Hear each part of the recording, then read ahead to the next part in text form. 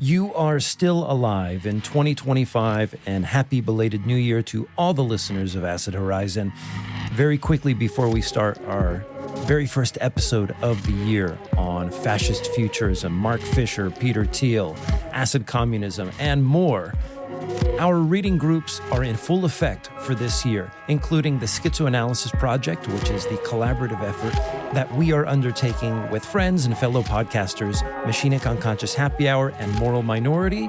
But at the end of this month, we are going deeper into Anti-Oedipus with the Anti-Oedipus Files.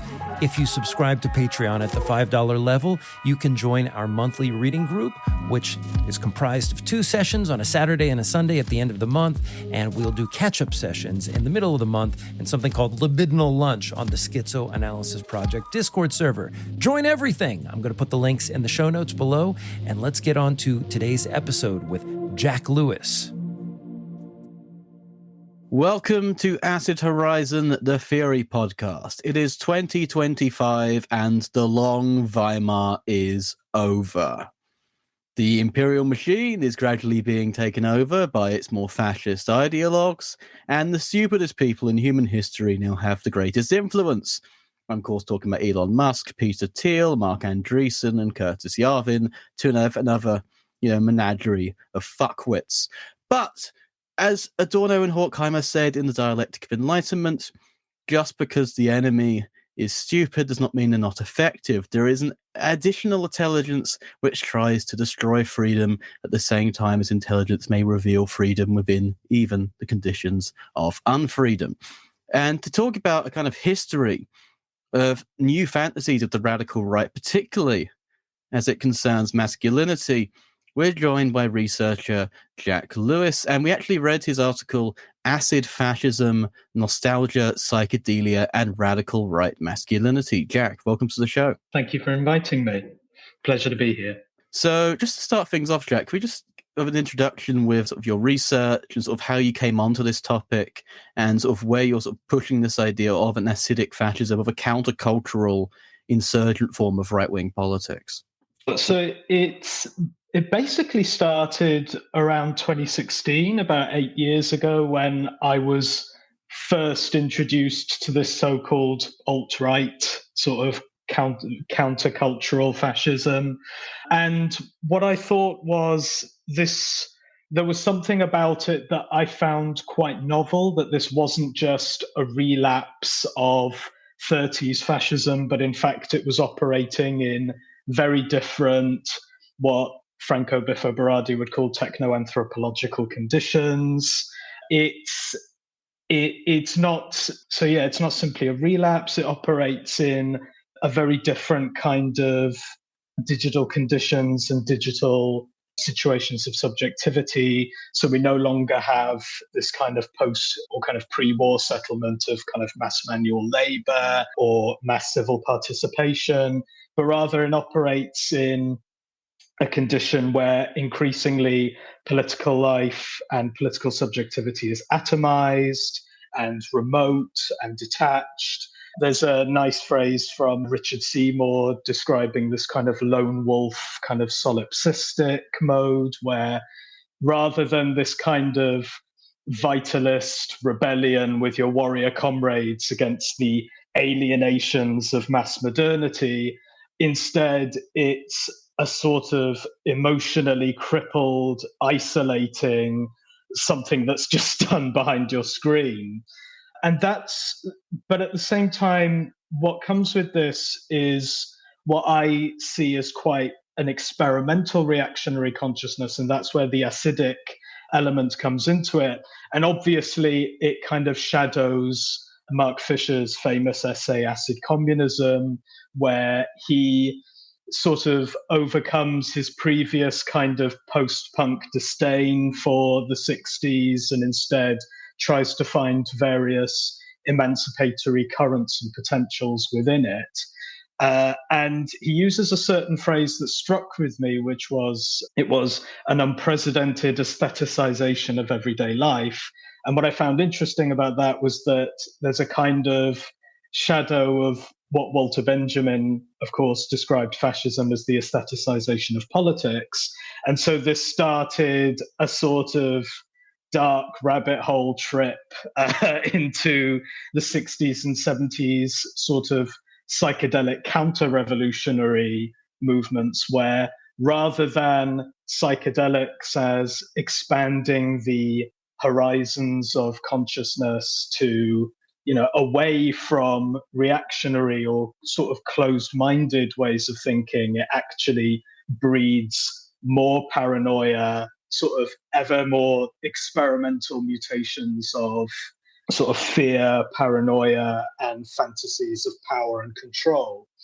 And finally, just to round this off with the masculine element, there's this sort of wonderful binary between, in his book Shaping the Superman, J.A. Mangan writes about the way that fascist sort of ideologies of the body revolve around sort of the proportional aesthetics of the Renaissance. And there's a lovely line which I've quoted, which I've brought, which is, "From the need to simplify man's relation to the cosmos came the idea that man is a miniature cosmos." So the male body itself is generative of social and individual consciousness. And this sort of closed, sort of paranoid protectiveness of the body is, of course, really important for Klaus Theveleit and all these other thinkers of fascism. But I was trying to think of that alongside what Jean Baudrillard described as the increasingly sort of affective overexposure of life in this ecstasy of digital communication. He uses a particularly sort of poignant phrase where, man doesn't even have a halo of private protection, not even his own body to protect him anymore. So it was those kind of contradictions and those sort of weird encounters, especially in the way we theorize fascism, that made me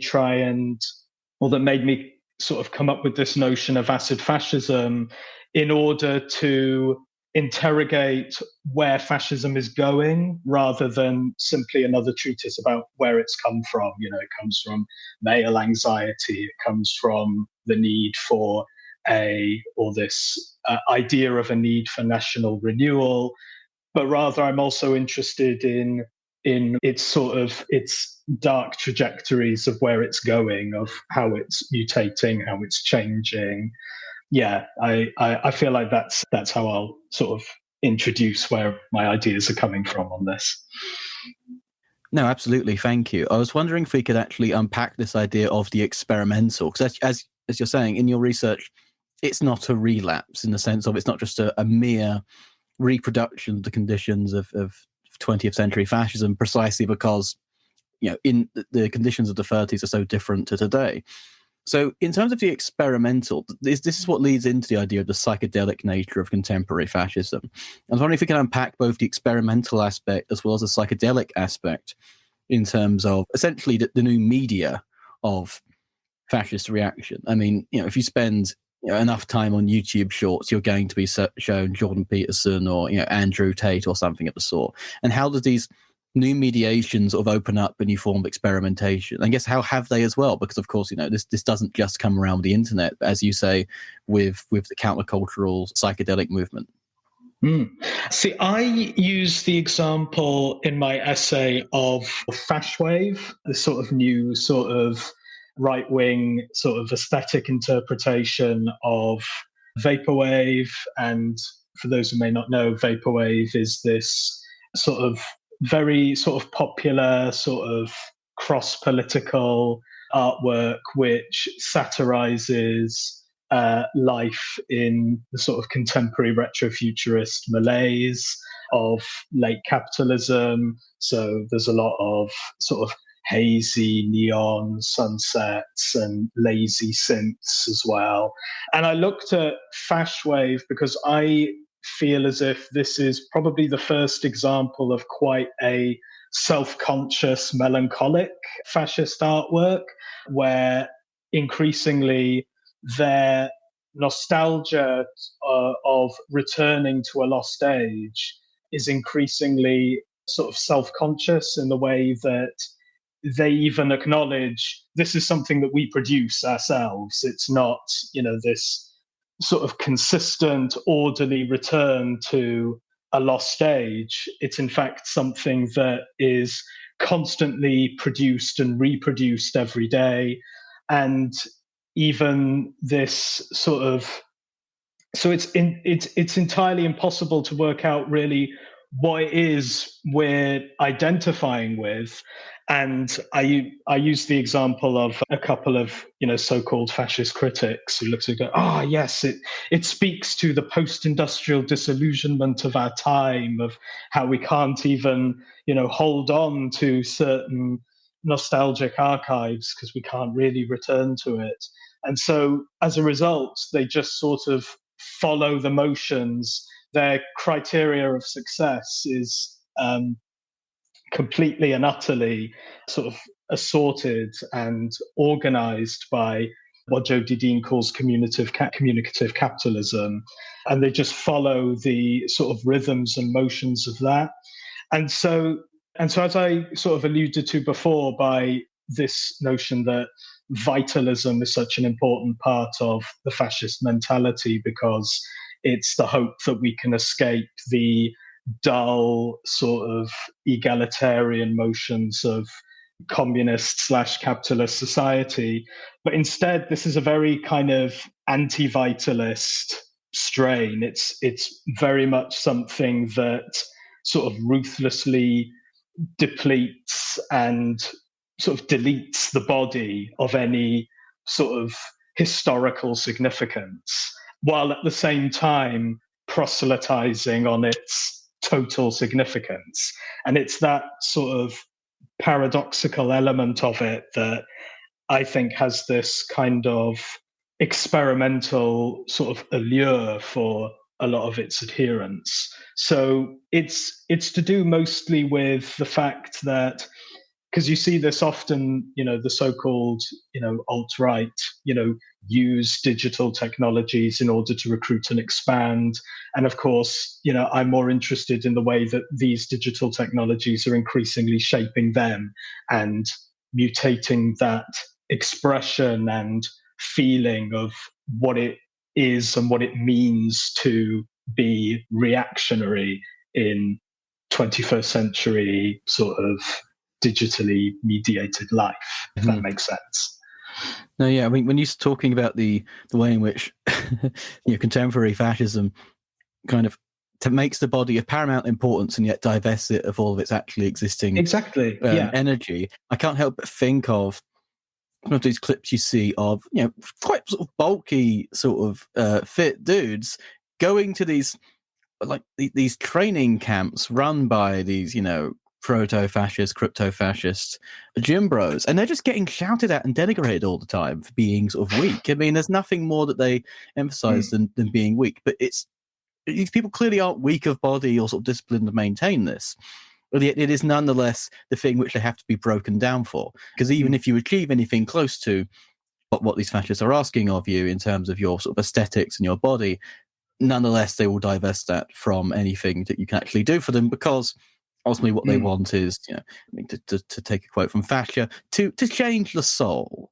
And on that note of changing the soul and sort of the imaginative dimension, I'm going to open this up to either Will or Craig. If you guys want to. Can I just? No, that's fine. No, and I just want to add to that as well, because there's another sort of far right figure that I've sort of been following and reading some of the works of, and he recently died in 2012, which is Jonathan Bowden. And he was this figure in the British National Party. They even invented a role in the party for him, which was cultural officer. And he liked to see himself almost as a kind of Roland Barthes of the right, where he wrote a book called Pulp Fascism. And in that, it's a sort of a fascist intellectual take on sort of low art like graphic novels and comics and the rest of it. And he would often claim that with the fascist, sort of with reactionary consciousness, it's the one thing that, and he said this explicitly, that cannot be absorbed by neoliberal forces of commodification and appropriation. It's this because of its sort of toxic sort of insistence of a certain quality of being that necessarily excludes others. For him, this is the one thing that can't be appropriated. Yet, of course, if you only have to sort of graze sort of social media to see the ways that it is, ruthlessly and utterly appropriated. It's utterly sort of decompleted of this so-called sort of vitalist or sort of nostalgic vitalist element, and instead is sort of ruthlessly instrumentalized, as we'll get to, by sort of increasingly sort of powerful corporate elements. So yeah, it's that kind of paradoxical element where even though you'd feel that they'd be hauntologically frozen, that they'd be stuck in this kind of melancholia where you can't really hold on to anything anymore. But this melancholia at the same time has a certain mobilizational energy. And that's really what I'm concerned with. It's that sort of mobilizational energy for something that would presumably keep you still, that would presumably keep you isolated and fixed. Well, that's precisely the question that I was going to ask you, Jac, which was, how does this typology of fascisms then provide us with the tools to understand how these different kinds of fascist identities and commitments then daisy chain together to mobilize the top end of reactionary or neo-reactionary politics in today's political milieu? Because, like you said, at the one end, we have the traditional fascist metaphysics of the body, the classical fascism, and then it's somehow pinned or pegged to this other pole that we might ordinarily in some way associate with the left, like a kind of desubjectivated swarm machine, anti-egoistic kind of fascism. Very counterintuitive. And one of the things that I really appreciate about this particular essay is the precision with which we're going in for an analysis and new definitions, and not letting the term fascism interfere with the prospect of doing a kind of precise analysis. And so with that said, how does one go from, for example, the teenager who's been radicalized by fascist mood boards on Tumblr, utterly resigned to this experimental alienation, to we must purchase Greenland? And it makes me wonder, to what extent does this sort of segmented contingent of fascist typologies feed into one another? Yeah, that's a really good point, because it reminds me of a point that Patrick Ananson makes in this pretty comprehensive study on the international alt-right, which was published a few years ago, which was increasingly writing on the far right is sort of turning into these two camps where, on the one hand, you have sort of historians of fascism that tend to overlook the novelty and significance of the way these, as you say, these kind of de-egoizing sort of digital relations are making up the new right. And at the same time, they also have a tendency to sort of get a bit annoyed when people use the word fascism as well, because for them it has a very sort of discrete, sort of formal meaning. And then on the other hand, you have maybe people like me who, because I recognize there is a risk in overestimating or accentuating the novelty of the movement. So I end up heavily quoting Felix Guattari when he talks about the ways that fascism passes through the tightest mesh. There's something about it that, as you say, sort of mirrors the left in this sort of desubjectifying fashion, where I just love the way that the tagline for xenofeminism, a politics for alienation, there is no going back, just, alienation is the labor of freedom's construction. And just seeing that as increasingly a kind of fascist slogan, lose yourself, immerse yourself.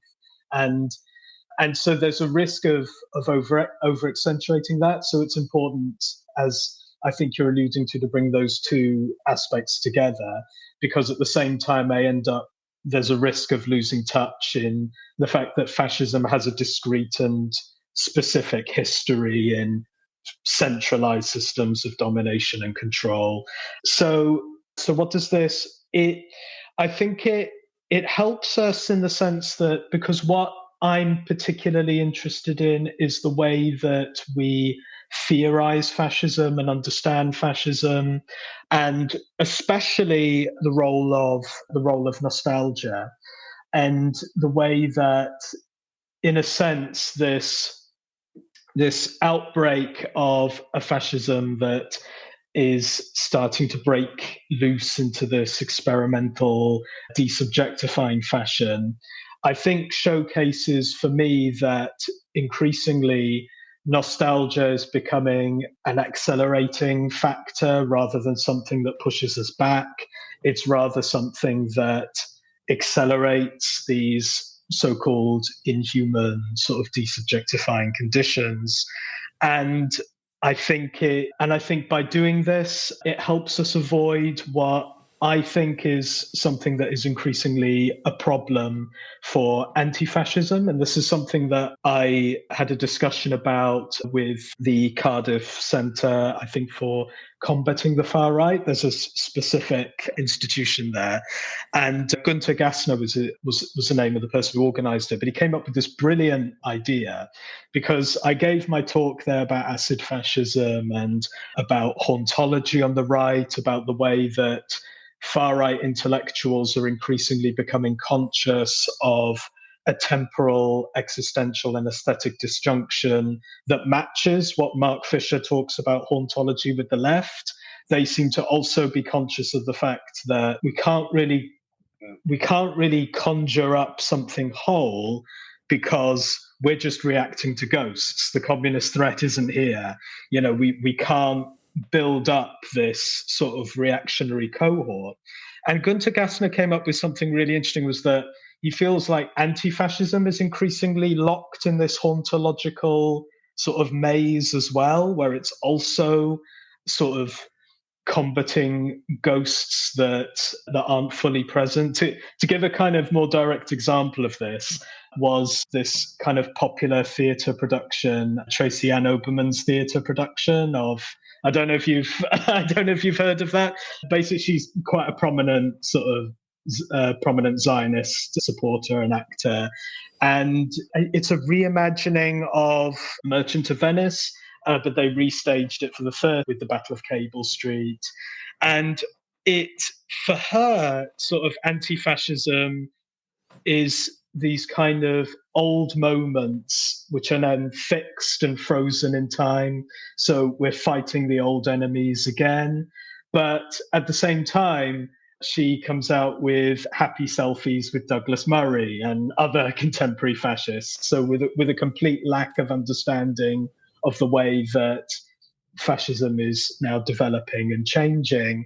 And I could really get a sense that anti-fascism in that respect is something that is very much sort of locked, that locks and freezes certain battles and moments of the past, and is unable really to think of the way that fascism is mutating and changing now. So I think the key is to kind of reinvent anti-fascism, as well as simply sort of criticizing the ontological anxieties of contemporary fascism. I think that would be a key that would be something I'd hope to I'm making it sound a bit like a job interview now, ironically, but yeah, that would be something that I hope would be productive and something that I'd hope to contribute to 5 years along the line.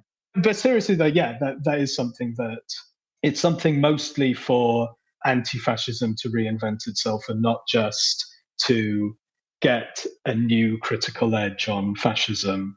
That would be what I'd hope would be a sort of productive contribution, a productive sort of insight there. Maybe if I could just ask one follow-up question or make an observation, at least about your paper. The one thing that seems common to the classical fascist and the alienationist, for lack of a better word, is the disdain for the feminine. And this is something that we get in Klaus Teweleit's work. And I just tried to do a sort of like rough analysis of what that looks like.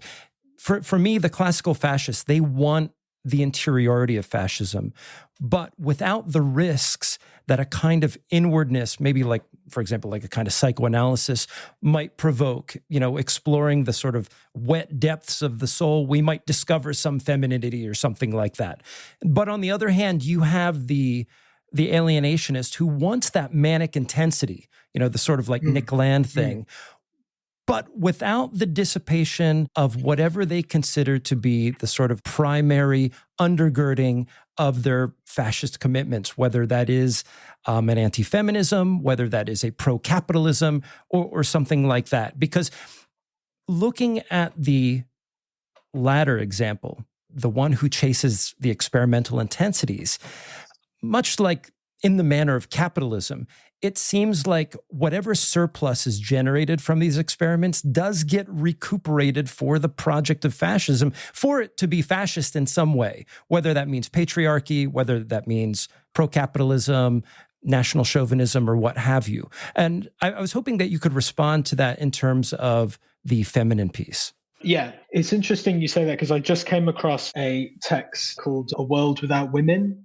that looks at the history of sort of scientific cultures, and especially the history and culture of the Enlightenment, where increasingly these kind of hyper-rationalist notions of scientific inquiry, looking at sort of everything from kind of conventional sort of Enlightenment traditions to the kind of Eliza Yudkowsky-led sort of fads of today, that there's this sort of intense misogyny that undergirds it. But also related to that, when you were talking about this kind of chasing of experimental intensities and the way it sort of matches the rhythm of capitalist dynamics of appropriation, it reminded me of Guillaume Fay, who is I think he died recently, I might be wrong, but a pretty prominent figure in the French New Right, who came up with this notion of archaeofuturism. But I just couldn't help but feel as if he's literally just describing the identity and movement of capital, because capital itself is this opportunistic union of the futuristic and the outdated. When it comes to the role of the feminine, in the essay, and specifically in the section on psychedelic counter-revolutionaries of the 60s, I looked at an interesting case of two particular groups, or two hippie groups, who both had sort of completely conflicting notions of masculinity, where on the one hand, one of them believed that the use of psychedelics meant that masculinity is this way to sort of as this kind of vitalist escape from, that masculinity is the way to escape and break through the kind of dull rhythmic compulsions of atomized society, which they described as having a kind of feminizing bent to it, because it removes the cult of action, and that's something that is of course very popular in fascist propaganda today. But then on the other hand, you had this other group that saw, actually no, it's masculinity that is part of this problem itself. Masculinity is part of this sort of capitalistic, grasping, materialistic culture. And psychedelics actually inhabits a kind of feminizing quality that is good. It brings us back to certain roots that moves away from this inherently alienating quality of masculinity that is always set up to fail. And what I found really fascinating about that is that both of them rest on a common assumption about masculinity, that it has to always oscillate between restraint and release. It's always this kind of unbridled power that we have to control and keep in check in some sense. And I feel like that's it reflected today, especially in kind of a lot of Jonathan Bowden's speeches, and he's become quite a cult figure in the alt-right today, with Richard Spencer heavily praising him. And this idea that, quite contradictory idea that this vitalism is so sort of all-consuming and all-powerful. It's something that subjectivizes you and desubjectivizes you at the same time. And what comes with that is this ultimate disdain for the feminine, which also, oddly enough, carries a similar kind of contradiction where it's both sort of free fluid and everywhere. It's this sort of uncontrollable entity, but at the same time, it's associated with stasis, with too much sort of impotent kind of immovability. And so there's this kind of call to restlessly sort of change yourself. And this sort of reflects the sort of inherently contradictory and impossible gender politics of fascism anyway, but it reflects in our sort of certain kind of contemporary condition. It's interesting the way that those sort of gender politics of fascism carries through to it contemporary digital manifestations as well. So it's not simply kind of, we're dealing with something straightforwardly post-human and digital, it's kind of post-human fascism, because again, it still carries those very old paranoias, but it reflects and expresses these paranoias in increasingly strange and mutated ways.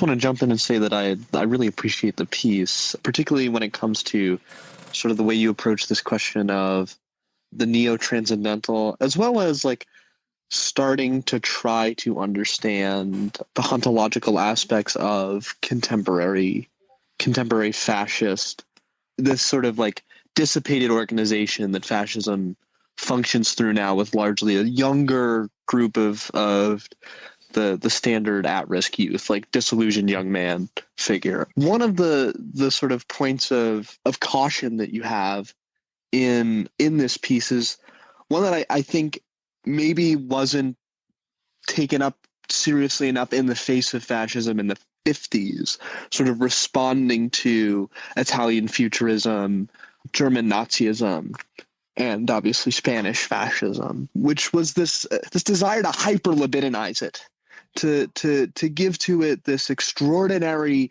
unique intensity that emerges out of nowhere, that is almost unexplainable, and it's only these kind of arcane forms of knowledge. We need a mix of new age psychology. We need a new mode of understanding the very notion of what how human energy is harnessed and understood. And there were certain thinkers at the time who were kind of opposed to framing fascism as this sort of alien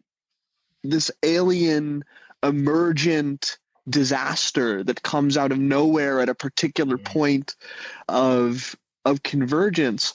And I'm wondering, I'm thinking of like all of the thinkers who said, no, like fascism was really just an extension of European 19th century anti-Semitism, the birth of political administration coming out of movements like physiocracy, new economic movements, political economy, And I'm wondering if we don't run the same risk now, where we're trying, like, where we actually take like the ridiculous like hyperborea mimetics going on here and take them seriously and say, oh no, in fact, it's this bizarre, unexplainable movement about, that do we spend too much time responding and reacting to thinkers like Bronze Age pervert, when in reality it's far more simple?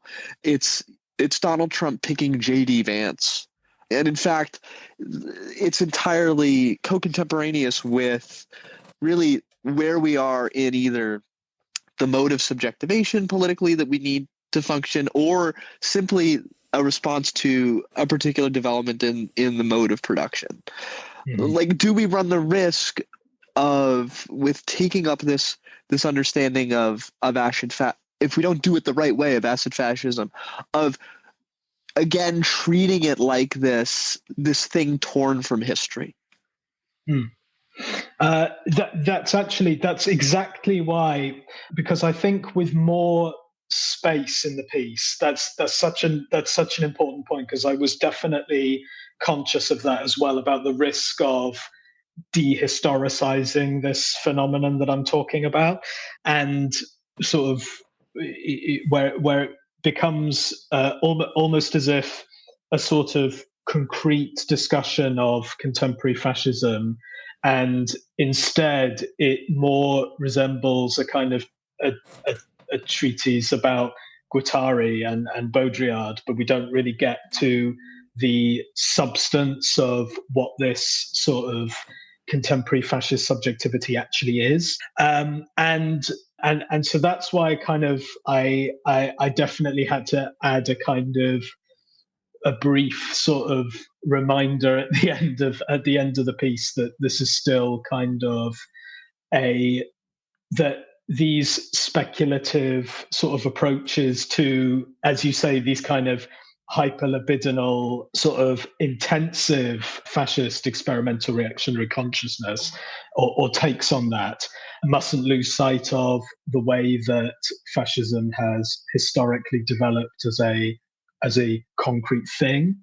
But this is why, actually, kind of similar to this, because this is where I have a couple of issues with quite a sort of famous treatise on this, which is Jeffrey Hirth's Reactionary Modernism, which argued that there was a kind of novel contradiction in especially the German conservative revolution and the fascisms that bred, was the idea of this sort of contradiction between, on the one hand, fascism's disdain for the Enlightenment and sort of disdain for a certain kind of egalitarian or sort of feminizing aspect of so-called modern life. But at the same time, they had a sort of profound interest in technology and a profound interest in the sort of so-called forces of production. But that's obviously a bit tricky, because it's not too surprising. They're both really intimately bound up. So that's an example, I personally feel, of a way that sort of overestimates the sort of novel particularities of these movements. And I feel like this is something that's going to occur quite a lot at the moment, because only recently, in the past few years, there have been, from Richard Seymour's Disaster Nationalism to Alberto Toscano's Late Fascism, there's a lot of interest at the moment in sort of recontextualizing or reshaping the theoretical approach to fascism. And that itself comes with a few sort of a few dangers that necessarily need to be sort of, I feel, taken into account in advance, for sure.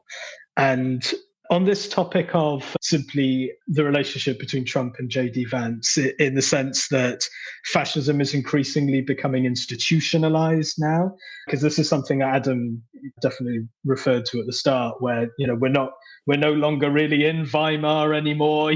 These forces aren't just at play in the streets. Now they're starting to think seriously about power. And I think this relates, to just the urgency of the whole notion of hauntology in relation to both fascism and anti-fascism, and to avoid getting caught in a certain ideological matrix. What I mean by that, actually, and this is related when you brought up the sort of changing face of capitalism, because I feel like increasingly, and this is just a kind of early idea, so I could be wrong about this, that increasingly labor itself, or a certain kind of dignified value that comes from labor, is increasingly an objet art these days, where left and right are sort of quilted. They both mutually recognize themselves in this same object. And I see that reflected in a kind of post-war nostalgia where, we can go back to a time where capitalism was still productive, that these casino, financial, kind of speculative edge of capitalism will be removed, and we'll find a way to democratize it and get rid of it, and return to a time where capitalism still had civilizing social bonds, and there was a kind of political, or a system of political consent. And I feel like this is something that left and right recognize each other in the way that for Lacan's objet art, or object cause of desire, it works in the sense that people recognize themselves in the same object, and so that's why we have these antagonisms at the moment. It's how those antagonisms make sense in the first place, because almost of this common nostalgia. And that's something that I particularly want to scrutinize, especially with the way that acid fascism, as this kind of hyperlibidinal intensity, is circulating around it in this kind of jagged jouissance motion almost, this kind of hyper orbital movement that just produces ever more kind of melancholic intensity. And that's why I thought of the phrase in the essay, it's like a laboratory of lost pasts. It just shoots out all these sort of disparate and experimental ways to nostalgically relate to objects that you're not going back to. It's like what Todd McGowan wrote about in Capitalism and Desire, that it just reflects the logic of the commodity, in the sense that, every moment is fed with this new sort of primordial past to return to. So that's the way I increasingly look at it, and the danger of that sort of reactionary nostalgia in this kind of accelerative fashion. So that's what interests me about it, if that makes sense.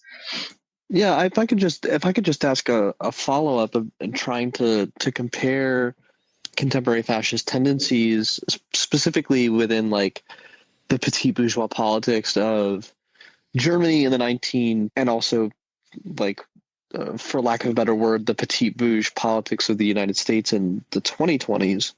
There's a shared sort of discontent with the failure to sort of deliver the modern world.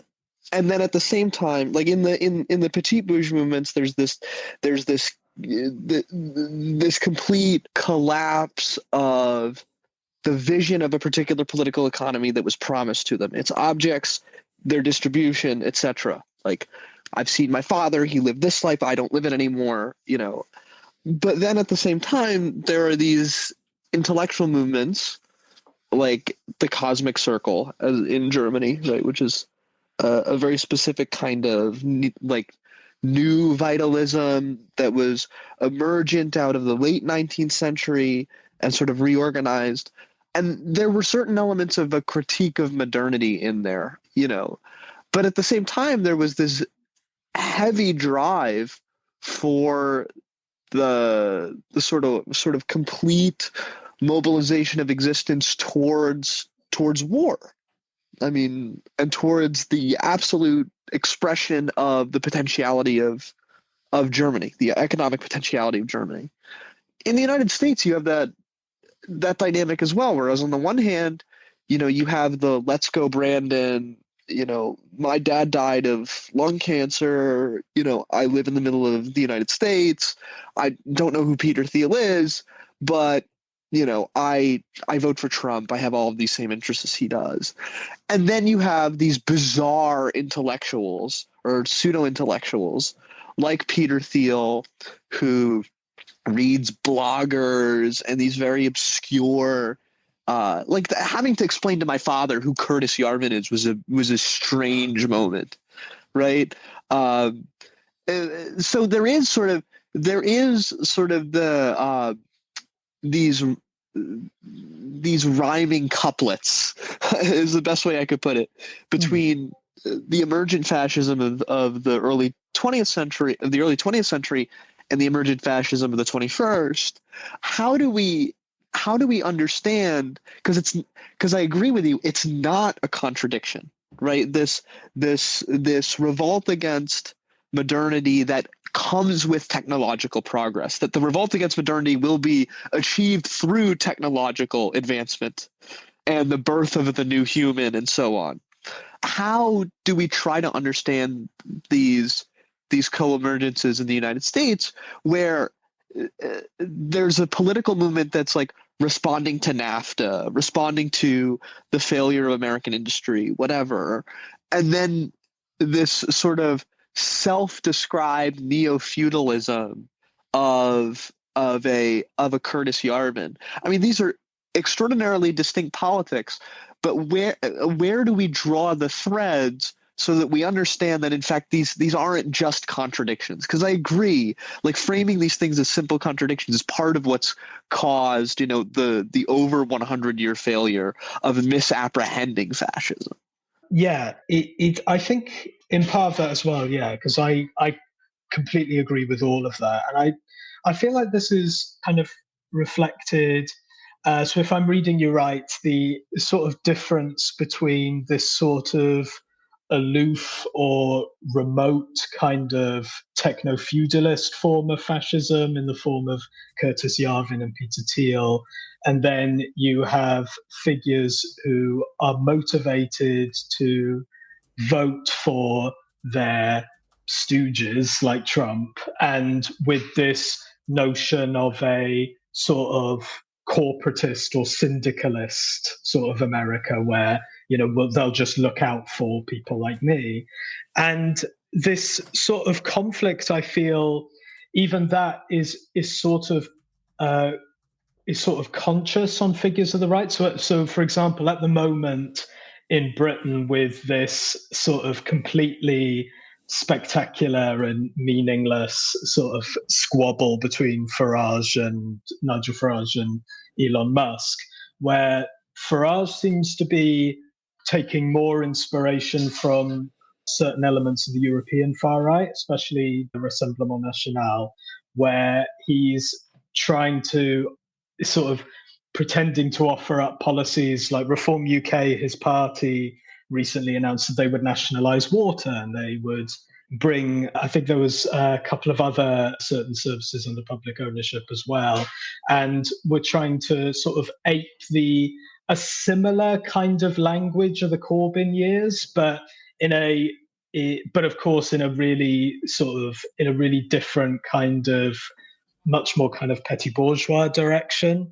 And he appears conscious of this because he's aware that, Elon Musk cheering on sort of Tommy Robinson and street thuggery is not going to play well with this kind of slow, gradual electoral sort of direction that he's going down. And I think it's not just though a concern with votes as well. I feel like this also goes into the heart of what you're saying in terms of this contradiction between a fascism that promotes this kind of or promises a kind of nostalgic union or wholeness of society, and at the very same time sort of loots the state and completely brings about sort of social discord and social disharmony that runs against its own sort of propagandistic image. And I feel like these tensions are sort of being attempted to be worked through by certain intellectuals on the right. So, as you say, it's not just a case of us kind of smartly going, oh, there's a bit of a contradiction here because you're saying we're going to go back, but instead we're just riding through the motions of a techno-feudalist hellscape. And I feel like even they kind of know that and are trying to make sort of nostalgia work within this sort of supposedly untenable balance. And this is why they sort of use that appealing language and this appealing nostalgic language I see pretty much everywhere at the moment, and especially, as I say, this kind of post-war sort of social concordat, returning to that. This is something that touches on the insecurities and anxieties of people on both left and right, and so no wonder it has this powerful motivational energy and message to it. So yeah, absolutely. It shouldn't be treated as a sort of contradiction where, through our superior use of reason, we've now beaten back fascism, because even then, in our particular condition, it's not going to do anything. We're still going to end up fighting over ghosts and sort of caught up in that hauntological sort of dead end that I increasingly feel anti-fascism is caught in at the moment because of its theoretical understanding of the shape and settlement of these emerging new reactionary movements. Regarding these new reactionary movements, I think it's really good to put a bit more focus on Peter Thiel, because I think in many ways, I think he's more dangerous than Musk, simply put. Yeah. No, absolutely. Yeah. He is infinitely more dangerous than Elon Musk. Elon Musk's bladder will soon be so crystallized with ketamine that hopefully the problem will take care of itself. But ultimately, Thiel is more dangerous. And the reason why I think he's more dangerous is because Thiel understands reproduction a little bit better in the social context. And I really want to ask a question about social reproduction. That is the way in which society is reproduced. The reproduction of workers, the reproduction of the relations between workers, between work and unpaid work. This is why the key sort of historical example of this is the production of the household, the labor of the household, which is disproportionately and unpaid on the side of women, because it is gendered and feminized labor. And Peter Thiel, I think, is very sadly keenly attuned to the idea of the reproduction, both ultimately ideological, of his own elite status. This is why he puts so much money in the Thiel Foundation. It's why he funds magazines like Compact. Hello, Slavoj. It's why, he spends all of this time putting his money into reactionary idiots, but also reactionary institutions. And it's why it's why he's put so much money, for example, in the UK to making his company Palantir indisposable to the NHS. And, he's going to turn the NHS into a de facto data center, and he's going to get a lot of what he wants. So I'd like to ask a question about sort of where these neo-reactionary movements, particularly the ones around Thiel and Yarvin, and how they think about not only their own sort of fascist social reproduction, but their approaches to social reproduction generally. Before we go into, I just want to briefly mention, because when you brought up Žižek, because this is something that I've been sort of struggling with as someone who at least really admired Žižek's philosophy until just a few years ago, because I feel like there's a certain element of his philosophy that just lends itself towards conservatism inherently. And I just wanted to briefly say as well, because a bit like what we were saying earlier about kind of labor, the dignity of labor as this objet art, bringing people as this kind of ideological quilting point, so-called wokeness plays exactly the same role. And I feel like he would know that. He would surely be conscious of the fact that wokeness exactly fits his definition of a sublime object of ideology, where everyone hates it for their own reasons. It's an utterly empty signifier. And so it matches his theory of ideology in the way it brings disparate antagonistic groups together and then creates this utterly spectacular conflict that has no meaning. So I have my own reasons to be really frustrated and angry at Žižek at the moment. But on the point about Peter Thiel and social reproduction, so yeah, I feel like at the moment it's interesting because I don't know, because is Curtis Yarvin still taken entirely seriously because I know that he with Urbit and the rest of it a few years ago, but at the moment I think because they're consolidating, I don't know, there are certain elements of Curtis Yarvin that are being accepted and others are not. But anyway, so in the essay I brought up Peter Thiel because in his famous essay, I think it's Education of a Libertarian, which came out coincidentally in the same year that Capitalist Realism did.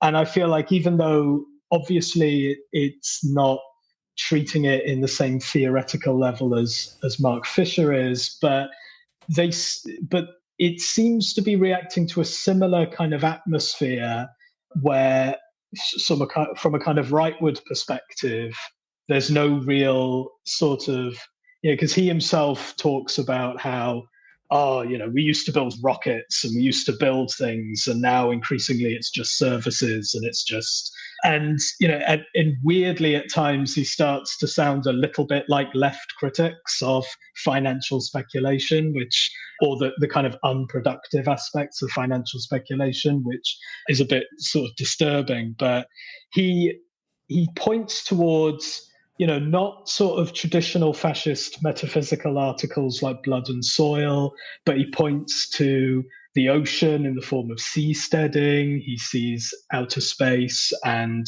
the sort of distribution, the kind of overexposure of computers as avenues for neo-fascist escape and a new way of reconfiguring fascist identity, which again echoes what sort of more so-called self-described sort of avant-garde fascist intellectuals like Jonathan Bowden talk about when they say, you have to give something of yourself up in order to be reborn, in a sense, which, interestingly enough, because you brought up Žižek, this is not too far away from that whole sort of Žižekian romantic conservative notion that you have to give up aspects of your desire in order to begin again. You need to subjectively decomplete yourself, and in order to let go of these certain alien desires that aren't your own, there's a weird kind of philosophical conservatism in that. So the reason why, Žižek would write for Compact, is not just opportunism, but actually there are some features of his philosophy that are pretty much straightforwardly conservative and don't sound unlike some of the things I've read from, figures like Peter Thiel in this kind of philosophy.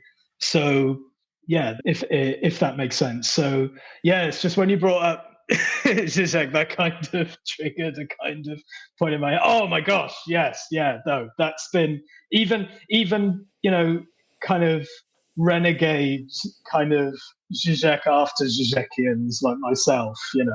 It's deeply frustrating. But yeah, just looking at that sort of philosophical malaise that Žižek points to, one can kind of generalize it in our increasingly nostalgic cultural atmosphere, I feel, increasingly. Anyway, yeah, sorry, carry on. No, yeah, I remember sort of reading some of Žižek's things when he was used to write for magazines like Compact and The Spectator, and I thought, you don't need, Žižek, you don't need this fascist money, man. Just get a Substack. And then he got a Substack and said exactly the same thing, and I thought, there we go. He said he calls himself a conservative communist these days, and I thought, oh wait, no, he's serious. That's the one thing he's serious about. Yeah, I know, because and this is because just calling himself a conservative communist and expecting that to be somehow edgy or unexpected or surprising. But again, I feel like it has to do with not just Zizek's politics, but I feel like it has to do with his understanding of ontology as well. I feel like it's even deep down in his philosophy, there's something, because even the way he talks about ideology, the reason why I'm bringing this up is because I recently submitted my PhD thesis on Žižek, and I critique his conservatism in that. So that's why I'm bringing this up quite a lot now, just to briefly explain that. But yeah, the way he talks about ideology in very kind of romantic terms, he talks about ideology as something that hurts you as well as gives you a place. He even synonymizes it with jouissance at one point in Sublime Objective Ideology. This is a sort of natural unnaturalness of human life. And even the way he talks about death drive as this sort of inherent sort of madness, this kind of myth of origins that you can't get rid of. The only way is to go through the melancholics sort of, and find ways to escape your own desires. And I just feel as if this not only betrays other aspects of his philosophy where he says something very different, but it's a very sort of conservative understanding of politics. So it's his ontology as well as his politics that unfortunately very much lends it towards a sort of conservative and sort of quasi-fascist, increasingly, I would say, approach. But anyway, yeah, and one more thing as well, because I've just remembered it. Yeah, because there's this wonderful book, which is actually related to what we're talking about in terms of the class politics of fascism, because there's this wonderful book called The Melancholia of Class by Cynthia Cruz. And in that, she talks on a kind of Žižekian level, in a really kind of expectedly beautiful way on the way that being working class, you're caught between two deaths. On the one hand, you are expected to escape your sort of place of birth, place of origins, to cut it off. But at the same time, there's always going to be something fundamentally alienating about trying to integrate in a middle-class world and a middle-class society. But what I found really interesting about the reasoning in that is that for her, left melancholia is not failure, is not something that we should try and get rid of in the same way for someone like Mark Fisher or Walter Benjamin. They talk about left melancholia as a symptom of a profound crisis which invites sort of fascist recuperation of those energies. But for Cynthia Cruz, in a sense, left melancholia is a good thing. You've got to fully assume the death of your desires and the inability for you to fully assume a kind of a wholeness of identity. And I just found that interesting because I feel like that's something that's also sort of quite common on the left at the moment, is this sort of reinterpretation of left melancholia as something that's actually necessary rather than something to be dismissed or something to be frightened of, So I found that quite interesting, especially as a symptom of Žižekian philosophy.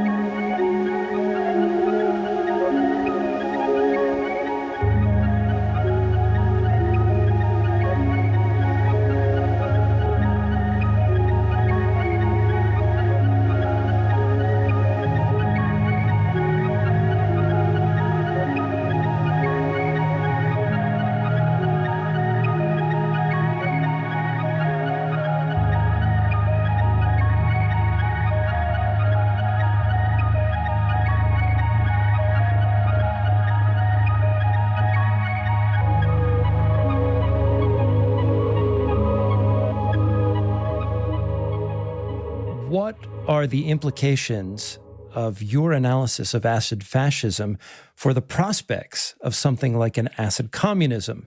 But before going into it, I just want to put out there what I think are some important considerations. I mean, first we have to kind of reflect on the fact that the namesake of this podcast was partly due to Mark Fisher's naming of acid communism. You know, at the time that we created Acid Horizon, that was a concept that was sort of at the forefront of my political interests. But over the past 5 years, my philosophy and my political orientation has changed ever so slightly, but I would say my relationship with Fisher has changed dramatically. But maybe the one thing that I have retained is an interest in this particular concept of acid communism. That said, I think there are some important challenges to the notion of acid, insofar as it's a way to elicit this kind of unbounded, creative, aesthetical experimentation and to claim it politically. And what I see happening between acid fascism and acid communism. Well, starting with acid communism, one of the things that Mark Fisher envisions in his reminiscence of the music of the late 60s and early 70s is this notion of a kind of anti-utilitarianism, inoperativity, this floating upstream, imagining a world in which the pressures of wage labor are no longer there. Whereas on the side of acid fascism, it's, as you said, it's a way to sort of intensify these counter-revolutionary tendencies. You know, in what ways can we lean into the reification of manhood, for example? Of course, in your piece, you flag up what were the real risks of that for somebody like Mel Lyman, who in their experimentation had a very strong brush with queerness. Yes. And something that they attempted to disavow later on. But not only that, just to bring back the point of Melancholia, a favorite theorist, psychologist, post-psychoanalyst of mine is James Hillman. And I'm reading right now his most recently released Uniform Editions, which includes all of his essays on melancholy, depression, and acceleration and ecstasy. And it's interesting because in the seminars that he did in the early 1980s, he juxtaposes the kind of frenetic acceleration of capitalist societies and the way that it has kind of driven off or repressed this tendency in human life to gravitate towards what he positively calls melancholia as a way to evince this more soulful aspect of living, dwelling in the luxury of dreams and art and a rich cultural life and so forth. He believes is firmly pegged to an intimate relationship with that melancholic aspect of our life. And this is the one thing that the acid, quote unquote, kind of pushes us away from, because what it does is it invites those frenetic intensities. And so that I see in my mature understanding and relationship with acid communism as a potential risk of trying to invoke something like a psychedelic politics. But I was wondering where you stand on that. Where do you see acid communism, especially given the exigencies politically of our time? Is there a real prospect for it? Is there a value in it? Or is this something that maybe we should kind of sidle away from? That's a very good point, because this was something that was brought up by others as well, was how far is acid fascism merely a shadow of acid communism, or is there something potentially sort of dangerous or a sort of reactionary or something that is prone towards reactionary sensibility in Mark Fisher's thinking? I think what's interesting about this, and I brought up in the piece as well, is that this is particularly present in Mark Fisher's The Weird and the Eerie, the last fully written text before he died. Because what really interested me about his thinking at this time is that he seems to be caught between thinking about ideology on the one hand and nomadology on the other. But for me, because I was still in my kind of heavy Lacanian, Žižekian, romantic Hegelian phase, I read it very differently.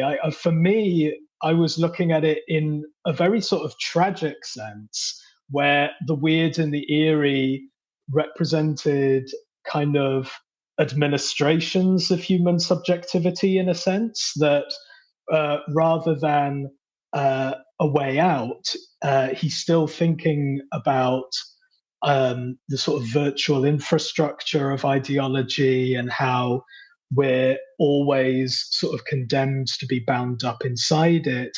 And part of the Gothic sort of aura of this thinking is the way that we're sort of melancholically bound up in the sort of limit of our desire.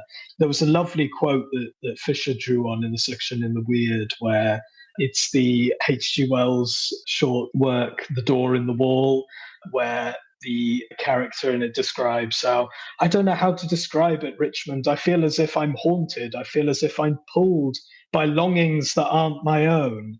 And this is something that I think is a certain, I'm not going to say contradiction, but it's still a certain tension in Fisher's writing and thinking at this point, where it's oscillating quite freely between sort of the outside as a breach, an outside of human subjectivity, but at the same time, the outside is also innermost to ourselves in the form of an inherent alienation. So in the way that Franco Biffo Berardi talks about language as this sort of viral agent that isn't fully our own, that speaks us, and so on. And I feel like it's that tension that can be transferred to politics as well. And that's where sort of acid communism comes in, where is there a way for us to approach left melancholia not as this inward motion in the way that Žižek describes the ethical side of melancholia, where you have to sort of dig in and sort of get rid of these sort of external loci that at the same time sort of move and regulate your everyday experience, but rather, as you nicely describe about acid communism, about this unprecedented aesthetic production of, new trips of experience, this kind of material production of those. So this was the sort of tension that I was thinking about when writing Acid Fascism, because acid communism is not simply sort of in the way that Mel Lyman described his psychedelic experimentation as, we're Xing ourselves into the world. We're not the Manson family where they're just retreating to the desert in their little commune. No, we're actually going to change the world. We're actually going to reconfigure it. But so not in that sense, but there's just something about Mark Fisher's acid communism that is still sort of holding on to those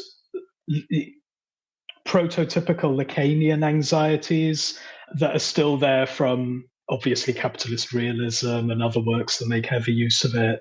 And, so it's still, as you could probably tell, not fully formed, by the way, I'm piecing it together. But that was the tension that I was aware of. And transferring it to politics, I feel the name of that is increasingly nostalgia. That tension between this hyperlibidinal, intensive escape to new vistas of being, becoming, and so on. But at the same time, this sort of Hegelian condemnation that what is outside is always reconfigured in you as this sort of alienated experience that you can't get rid of. You can't get rid of that wound. And so that's really what troubled me about acid communism, was this melancholic tension that was still present. And I know this sounds quite abstract, so you can sort of, attack me on that if you want, but that sort of romantic tension was really what got me to start thinking about the reasons why fascism is on the rise, and yeah, there are those material reasons for it in the form of the radicalization of the petty bourgeoisie, and so on. But at the same time, what interests me more is the way that both fascist and anti-fascist intellectuals think about fascism, and they think about it as this kind of desperate nostalgic withdrawal, but at the same time it has this sort of intensity that we've already been describing, of constantly pushing itself towards new limits, of constantly saying yes rather than no. And as you alluded to, because that nice example of one of Mel Lyman's cultists, where masculinity was this all important, was so important to him that he was even becoming queer in precisely that.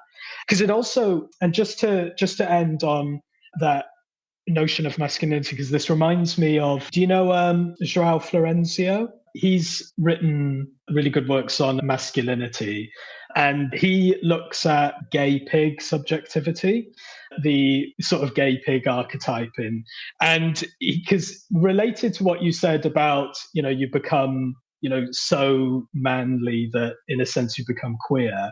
In a sense, this is how he describes it when in the so-called gay pig community, where usually being masculine is associated with being dominant sexually, but actually for them, no, when you're submissive, you actually end up taking it like a man, and so you actually become even more masculine the more submissive, the more sort of, so-called sort of, the more you avoid sort of traditional masculine roles, the more masculine you become. And so that's sort of additionally kind of related to that always kind of viral aspect of masculinity that's always sort of running out of control, and that always has to be contained or released. It's this energy that always has to be fully sort of taken, well, as I've said earlier, sort of restrained or released. So yeah, I know it's a bit of a weird example, but yeah, I just remembered that, and I felt that was relevant. No, so if you want a book about virality and fascism, have I got a book for you? But no, jokes aside, Jac, thank you so much for coming on today. I know we've gotten a little bit long past the hour.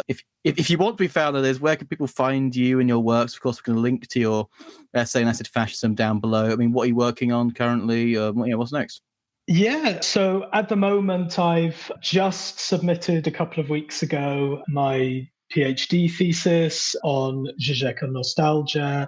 And basically, it's an intellectual history of ideology, critique, and theory through the lens of nostalgia, the history of an emotion, and the way they both had interesting mutual origins in modernity, and the way that this history of nostalgia can sort of denaturalize certain tenets of psychoanalysis, especially around death drive, because death drive is held to be this sort of natural thing. But the interesting thing about the history of nostalgia is the way that you can actually break down the way that actually a lot of these ideas have a historical context. At the moment, I'm working on an article on labor as objet art, which I hope to publish soon. But at the moment, I'm just wallowing in the sort of post-submission pre-viva stage of my PhD. So that's where I am at the moment. But yeah, I'm Jac Lewis. I'm on Twitter sometimes. Yes, that's what I am at the moment. Well, congratulations on submitting. It is an interesting wallowing. I would describe it as sublime, not in the sense that it's pleasurable or painful, but in a way in which you're not quite sure at any point which is which. And on that note, folks, I'm going to sign off for today. Welcome to 2025. It's going to get worse before it gets worse. And we'll catch you next time.